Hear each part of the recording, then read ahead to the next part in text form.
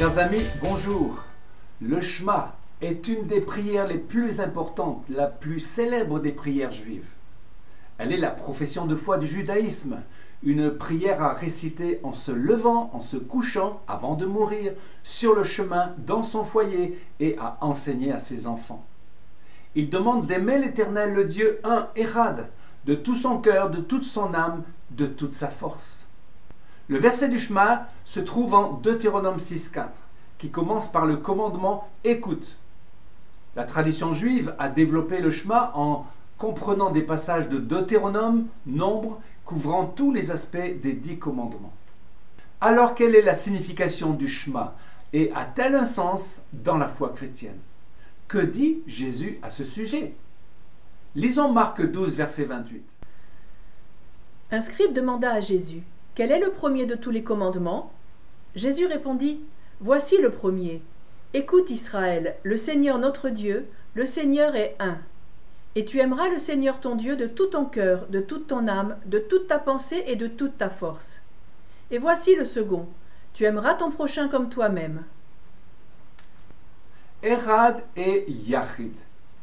La prière du Shema était si importante que Jésus l'a utilisée dans sa réponse à la question du plus grand commandement d'aimer et de connaître Dieu. Shema Israël Adonai Eloheinu, Adonai Echad. Écoute Israël, le Seigneur notre Dieu, le Seigneur est un. Cette parole parle de l'unicité de Dieu. Il n'y a qu'un seul Dieu, qui est d'ailleurs mentionné 3 fois dans le verset. Croire en Dieu, c'est croire en un Dieu Echad, un. Attention, le mot Echad, un, n'a pas le même sens que Yarid qui veut dire unique. Isaac était l'enfant unique, le seul héritier. Comme Jésus, il était le fils unique Yachid. En fait, Echad est une unité multiple, comme une grappe de raisin ou un fagot de bois. Dieu est un et trois, il est 3 fois saint. Lisons Ésaïe 48, verset 16. « Approchez-vous de moi et écoutez. Dès le commencement, je n'ai point parlé en cachette. Dès l'origine de ces choses, j'ai été là. Et maintenant, le Seigneur l'Éternel m'a envoyé avec son esprit. » Qui parle dans ce verset? Jésus. Il est l'envoyé de Dieu. Et avec l'Esprit, ils sont 3 en un. Dieu est l'univers. L'idée que Dieu est un ne signifie pas seulement qu'il y a un Dieu unique, mais que Dieu et l'ensemble de la création ne sont qu'un. Il n'y a rien en dehors de Dieu. Rien n'existe en dehors de lui. Tout ce que nous percevons, chaque particule de l'existence, n'est qu'une manifestation voilée de Dieu. C'est pourquoi tout dans l'univers est totalement dépendant de Dieu à chaque instant. Dieu créa l'univers et il le maintient continuellement en existence par sa force. Si Dieu retirait cette force vitale du monde, celui-ci n'existerait plus. Selon Maïmonide, Dieu peut exister sans le monde, mais le monde ne peut pas exister sans Dieu. Israël est témoin de Dieu. Dans le texte massorétique, on peut voir dans la parole du Shema 2 lettres plus grosses que les autres, le Aïn et le Dalet, les dernières lettres du premier et du dernier mot du verset. Réunies, ces 2 lettres forment un autre mot, Ed, qui veut dire témoin. Cette parole s'adresse à Israël. Il est le témoin de l'unicité de Dieu. Donnons 2 anecdotes concernant le Shema. Pendant la Première Guerre mondiale, il y avait des soldats juifs des 2 côtés, allemands et français. Pour se reconnaître et ne pas se tuer mutuellement, ils chantaient le Shema. Également, en 1945, un rabbin fut envoyé en Europe pour aider à retrouver les enfants juifs qui avaient été cachés pendant la Shoah chez des familles non juives. Comment s'y prit-il pour découvrir ces enfants juifs? Il se rendait à des réunions d'enfants et proclamait à voix haute la prière du Shema Israël. Écoute Israël, l'Éternel notre Dieu, l'Éternel est un. Puis il observait le visage des enfants pour chercher ceux qui avaient les larmes dans les yeux. Ces enfants juifs avaient conservé au fond de leur mémoire le souvenir inoubliable de leur maman qui chaque soir les bordait en récitant le Shema Israël avec eux. Aujourd'hui, les nations ont un problème avec Israël, car le peuple juif, c'est le peuple de Dieu. Et inconsciemment ou en toute connaissance, les nations rejettent Israël, car elles ne veulent pas de Dieu. Le credo « Je crois en Dieu ».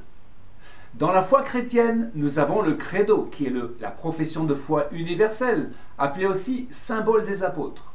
Je crois en Dieu, le Père Tout-Puissant, etc.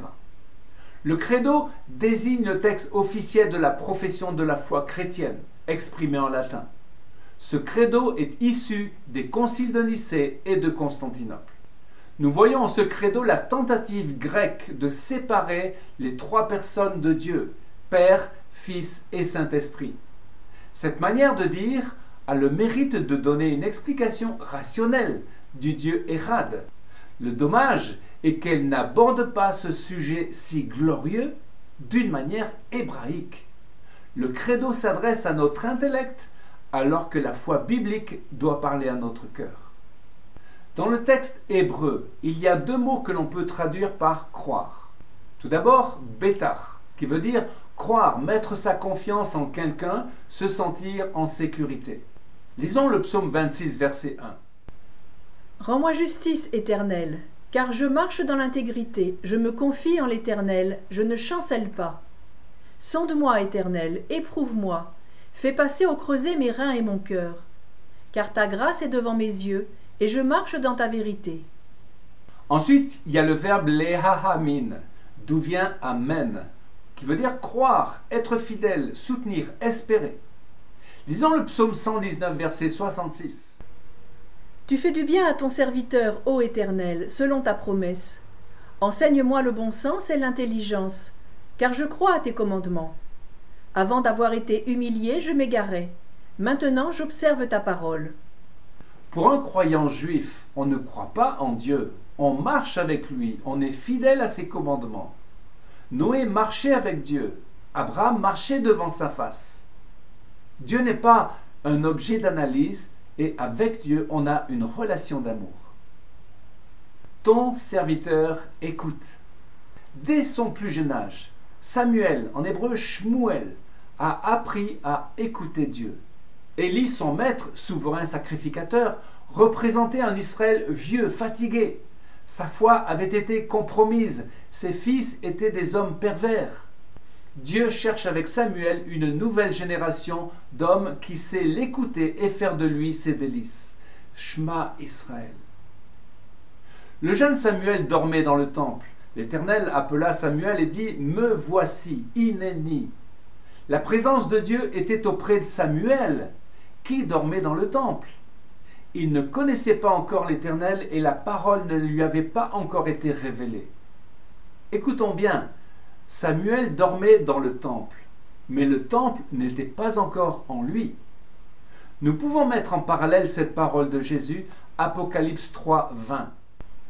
Voici, je me tiens devant la porte et je frappe. Si quelqu'un entend ma voix et ouvre la porte, j'entrerai chez lui et je dînerai avec lui et lui avec moi. Chers amis, nous pouvons vivre dans le temple, lire la parole de Dieu, fréquenter l'église, mais nous avons besoin de laisser l'Esprit de Jésus entrer dans notre cœur. Apocalypse 3.20 est une parole pour l'église dernière. Nous sommes peut-être chrétiens depuis longtemps, nous connaissons les histoires de la Bible, la théologie peut-être aussi. Nous avons une connaissance de Dieu, mais il nous faut marcher avec lui. Nous avons besoin de cette relation d'amour, d'avoir un cœur à cœur. Jésus frappe à la porte de l'Église et il veut prendre du temps avec nous, prendre du bon temps, afin que nous le connaissions dans notre intimité. Devant le Shema, Dieu met notre nom. Comme Samuel, répondons, parle, car ton serviteur écoute. Chers amis, à une prochaine fois pour une nouvelle vidéo en direct de Jérusalem.